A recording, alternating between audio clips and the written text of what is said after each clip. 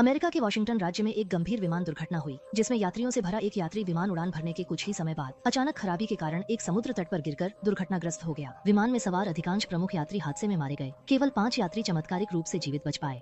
इन बचे यात्रियों को जल्द हादसे के सदमे से बाहर निकालने के लिए एयरलाइन कंपनी ने एक खूबसूरत मनोवैज्ञानिक डॉक्टर को बुलाया ताकि वह सभी का उपचार कर सके। लेकिन जैसे जैसे इलाज बढ़ा, बचे यात्री एक एक करके रहस्यमय तरीके से गायब होने लगे। इससे मनोवैज्ञानिक डॉक्टर को शक हुआ कि विमान दुर्घटना के पीछे कुछ और रहस्य है, लेकिन अंत में उसने एक चौंकाने वाला और समझ से बाहर सच खोज निकाला।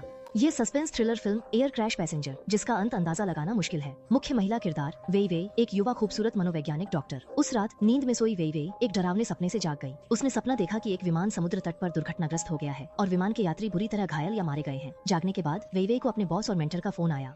हैरानी की बात यह थी कि उसके मेंटर ने बताया कि अभी अभी एक गंभीर विमान दुर्घटना हुई है। विमान में सवार यात्रियों में से केवल कुछ ही लोग बचे हैं, बाकी सभी की मौत हो गई। डॉक्टरों की जांच के बाद पता चला कि इन 5 को केवल मामूली चोटें आई हैं, जिसे एक चमत्कार ही कहा जा सकता है। हालांकि वे सभी बहुत डर गए थे और कुछ लोगों में तो याददाश्त में भी गड़बड़ी देखने को मिली। एयरलाइन कंपनी ने मेंटर से संपर्क किया और उनसे एक पेशेवर मनोचिकित्सक की नियुक्ति करने का अनुरोध किया ताकि बचे हुए यात्रियों की काउंसलिंग की जा सके। मेंटर ने ये जिम्मेदारी वेई वेई को सौंप दी।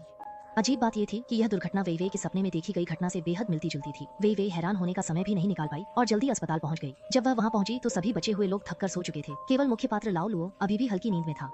लाओ लुओ ने वेई वेई को देखा तो वह कुछ उत्साहित नजर आया और इधर उधर की बातें करने लगा। बिल्कुल भी ऐसा नहीं लग रहा था कि वह अभी अभी एक विमान दुर्घटना से गुजरा है। वेई वेई को थोड़ी झिझक महसूस हुई और उसने जल्दी से आने का मकसद बता दिया। उसने सभी के लिए एक सामूहिक बैठक आयोजित करने को कहा ताकि सबका मनोवैज्ञानिक मार्गदर्शन किया जा सके। वेई वेई ने लाओ लुओ को भी इसमें शामिल होने के लिए आमंत्रित किया, लेकिन लाओ लुओ ने कहा कि वह मानसिक रूप से बिल्कुल स्वस्थ है और उसने निमंत्रण ठुकरा दिया। वेई वेई ने सोचा कि शायद वह सामूहिक बातचीत के लिए सहज नहीं है, इसलिए उसने उसके साथ अकेले मिलने और एक से एक मनोवैज्ञानिक उपचार करने का वादा किया।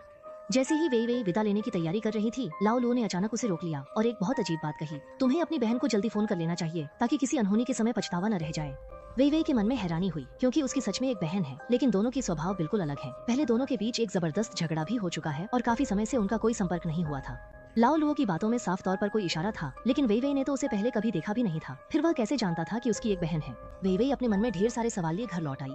इसी दौरान पड़ोसन आंटी ने उसके घर का दरवाजा खटखटाया और वेई वेई के वे कपड़े लौटा दिए जो उसने लॉन्ड्री रूम में धोकर सुखाने के लिए रखे थे। आंटी ने गर्मजोशी से हालचाल पूछा, जिससे वेई वेई को कुछ कहने का मौका ही नहीं मिला। हालांकि वे दोनों पड़ोसी थीं, लेकिन पहले कभी उनका कोई खास संपर्क नहीं हुआ था। आंटी की जरूरत से ज्यादा गर्मजोशी ने वेई वेई को हैरान कर दिया, लेकिन उसने विनम्रता से उनकी हाउई ठुकरा दी। आंटी को विदा करने के बाद वेई वेई को फिर से लाओ लुओ की सलाह याद आ गई, इसलिए जैसे किसी अदृश्य ताकत के वश में आकर उसने अपनी बहन को फोन किया, लेकिन उधर से कोई जवाब नहीं मिला। वेई वेई ने तय समय पर बैठक आयोजित की, जिसमें लाओ लुओ को छोड़कर बाकी 4 बचे हुए लोग शामिल हुए। वेई वेई ने सभी को हादसे के समय की घटनाओं को याद करने के लिए प्रेरित किया और शुआओबी ने धीरे धीरे याद किया कि विमान गिरने से पहले ही उसमें विस्फोट हो गया था। उसने अजीब सी आवाजें सुनी थीं और चमक भी देखी थी, लेकिन सफेद दाढ़ी वाले अंकल का कहना था कि विमान जब समुद्र तट पर गिरा तभी उसमें आग लगी और